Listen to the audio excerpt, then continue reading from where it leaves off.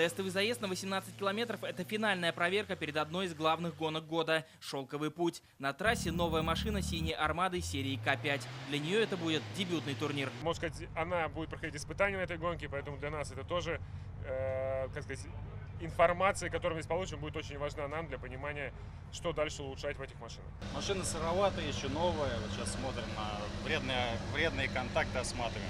Нигде ничего не перетирало. Протрясли ее сейчас хорошенько.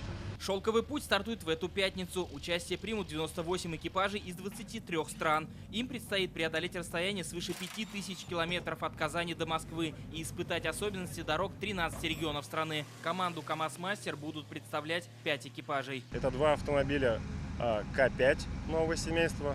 Один капотный автомобиль, вот в черном цвете вы видите. Российско-китайский экипаж.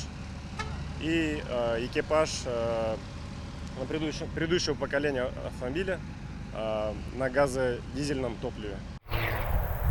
Сегодня на тестовом заезде и зарубежные спортсмены. Приехал руководитель белорусской команды Сергей Вязович. Как правило, он главный соперник «Синей Армады». Свои МАЗы они перегоняли на автовозах. Поэтому тренировка перед большим стартом обязательно. Рельеф разнообразный, и узко в лесу, и есть немножко бездорожья, и скоростного. То есть, этот круг на самом деле включил в себя все, наверное, рельефы, которые будут на вашей территории. Традиционно в гонке «Шелковый путь» в отдельном зачете будет участвовать и более легкая техника. Это мотоциклы, внедорожники и багги. Татарстан вообще для меня столица ралли-рейдов. Я немного переживаю за пыль.